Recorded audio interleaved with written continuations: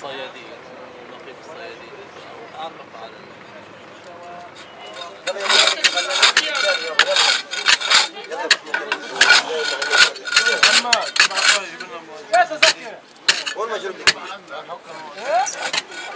على زكي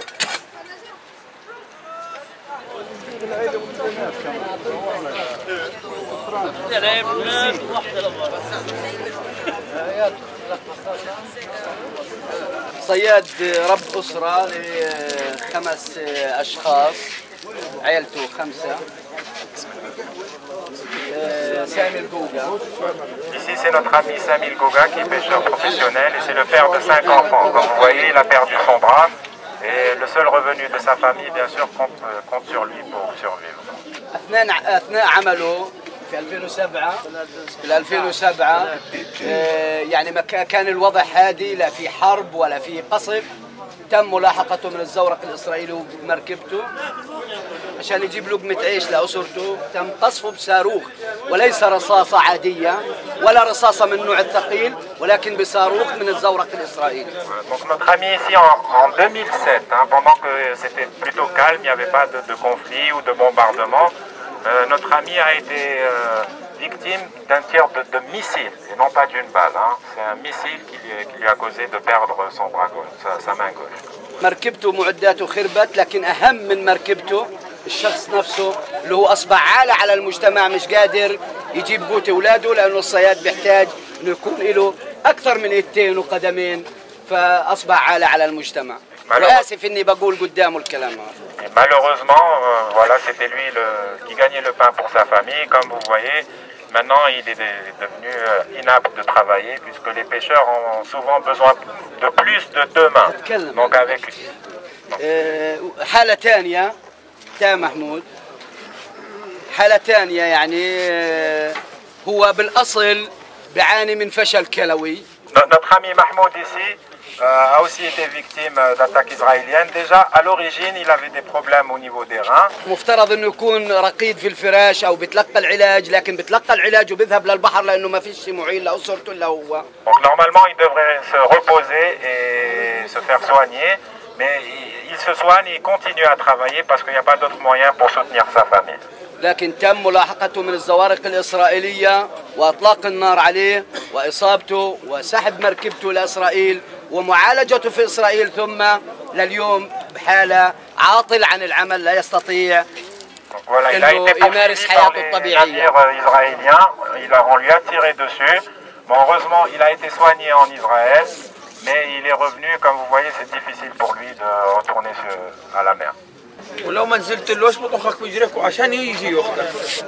Et si vous ne sautez pas dans l'eau, il vous tire dans les pieds pour qu'il vienne vous chercher. هي حالة لا انت خليك لانه مش انت اللي كنت اولادك بس بدي اقول نقطة قبل عن حالة ثالثة تم قبل اسبوع اعتقال اولاده قبل شهر تم اعتقال اولاده بحسكتهم طبعا واحد من اولاده تم باسرائيل بمركبته وبمعدات الصيد موجودة هناك والاخ الثاني روح وطبعا اصبحوا بدون معين. Donc ce monsieur-là a ses enfants qui sont pêcheurs, 2 de ses enfants ont été arrêtés par l'armée israélienne, un a été retenu et l'autre a été libéré. طبعا حالات صعبة وهذه يعني نبذة بنعطيكم لو تكلمنا مع معظم الصيادين حنلاقي يا اعتقال له وروح يا سلب معداته يا سلب شبكه طبعا في رصد لكل الأشياء هذه موجودة. Donc ça c'est juste une goutte dans la mer, ce qu'on vous présente de toutes les souffrances des pêcheurs palestiniens. On leur confisque leurs filets ou on détruit leurs bateaux et voilà, ils sont réduits à être au chômage. كانوا أولاده 3 على الحسكة بعد الهدنة. Il avait 3 enfants après le cessez-le-feu, 3 de ses enfants. بتصيدوا بأشياء بدائية في 2 ميل مش في 6 ميل. Vraiment, ils étaient à 2 milles de la côte et ils utilisaient des choses rudimentaires vraiment. Ce n'est pas un gros bateau ou quoi que ce soit. تم قصف القارب تبعهم وهم موجودين عليها وغرق القارب وجت المراكب تبعت غزة أخذتهم وروحت لأولاد غزة. Au moment où ils étaient sur leur barque, On leur a tiré dessus, ce qui a causé à leur barque d'être noyée. Et heureusement, il y avait des pêcheurs collègues à côté qui ont pu les repêcher. أي صياد 3 مرات سرقوا شبكه من البحر. 3 مرات سرقوا الشباك تبعتي هنا في الطخ، اطلاق النار، الاعتقالات، طخ المراكب، استشهاد، جرحى بجميع اشكالها. حتى لما بقول لك 3 ميل بدينا لحد 3 ميل لا يمكن يديك 3 ميل، بيعدي جوات ال 3 ميل. حتى لما بقولوا 6 ميل لا يمكن يعدي عليك على 6 ميل. Donc ce monsieur est en train de dire qu'on lui a confisqué ses filets 3 fois consécutives, et il était dans une zone autorisée, mais peu importe où qu'on soit, même si on est juste au bord, on n'est jamais à l'abri des attaques israéliennes. وانا باكد على حاجه واحده، سواء في 3 ميل او في 2 ميل او في ميل او في 20 ميل او في 40 ميل او في المنطقه الشماليه كي او المنطقه الجنوبيه كي اللي هي مياهنا، هذه مياه فلسطينيه، لا يحق للاحتلال الاسرائيلي انه يعطينا اميال ويتكرم علينا بانه يعطينا هذه مياهنا، ولكن بناشد المجتمع الدولي من خلالكم انه هو يرفع الظلم عنا ويسمع كل العالم مأساتنا. Donc peu importe la distance de la côte en fait, les Israéliens ne respectent aucune distance, que ce soit vers le nord, vers le sud ou en profondeur. Et à travers vous, on aimerait faire un appel à la communauté internationale pour retransmettre toutes ces souffrances des pêcheurs palestiniens. طبعا امل كبير انكم تسمعوا صوتنا لكل العالم. Voilà, donc il a grand espoir que vous faites parvenir notre voix au reste du monde. Ainsi, non seulement les pêcheurs de Gaza se sont vus réduire dramatiquement leur zone de pêche, mais, comme les paysans tout au long de la frontière terrestre à l'est, ils sont la cible aléatoire et quotidienne des tirs israéliens. Et ces tirs, plus ou moins agressifs et criminels suivant l'humeur des soldats ou des marins, violent impunément les accords internationaux, mais aussi ceux mêmes qu'a pourtant imposé le pouvoir militaire et colonisateur d'Israël. La situation actuelle est catastrophique. Depuis la limite convenue des 20 000 nautiques lors des accords d'Oslo en 1995, la zone de pêche s'est réduite à 12, puis 6, puis 3 000 nautiques jusqu'à récemment. Les pêcheurs sont privés des bancs de poissons présents au-delà des 8 000, là où commencent les roches sous-marines. Et l'univers marin accessible est fortement mis sous pression. Avec pour effet direct une production qui est passée de 4 000 tonnes annuelles en 1992 à 900 tonnes en 2011.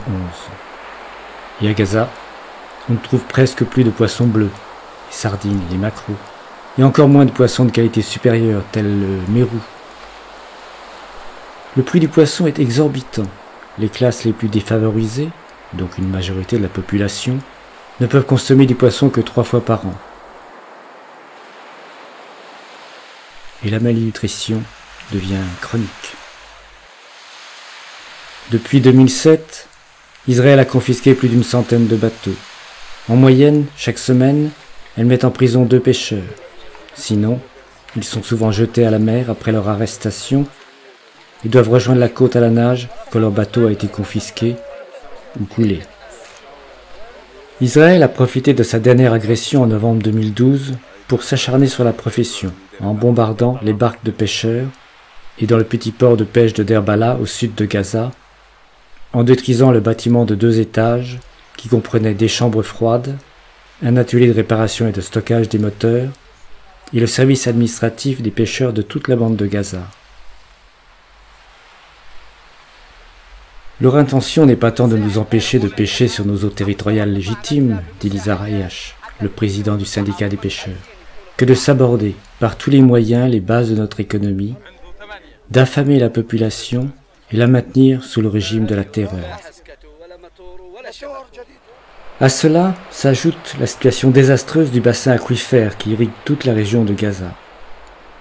Les Israéliens pompent à haute dose l'eau de la nappe phréatique qui, de ce fait, absorbe l'eau marine et devient saumâtre, impropre à la consommation. Ils ont aussi capté les eaux du Wadi Gaza, le seul petit fleuve de la région, et criminellement y déversent leurs eaux usées. Les stations d'épuration de Gaza avaient toutes été détruites par les bombardements de 2008, et les rares qui ont pu être remises en fonction n'indiquent pas la pollution croissante et l'insalubrité qui en résulte, notamment autour de l'estuaire, mais partout aussi dans la bande de Gaza. Les experts de l'organisation IWASH prédisent une situation irréversible de détérioration des sols et de l'irrigation dès 2020.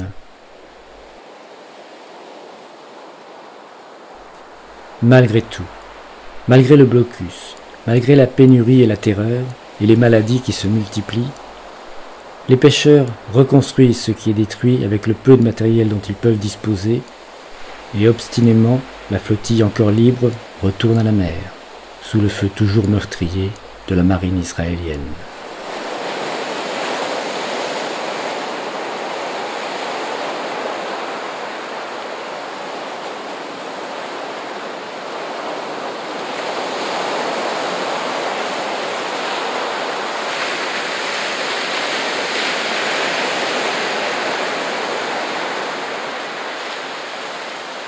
Cherchez-moi un bateau vide et abandonné. Trouvez-moi une mer sans port, sans plage. Donnez-moi un livre de 100 000 pages. Offrez-moi une vie riche de plusieurs âges. Et laissez-moi marcher. Laissez-moi courir, sans penser que demain je peux mourir. Donnez-moi de l'espoir, apprenez-moi comment rire. Et si je n'y arrive pas, laissez-moi seulement sourire.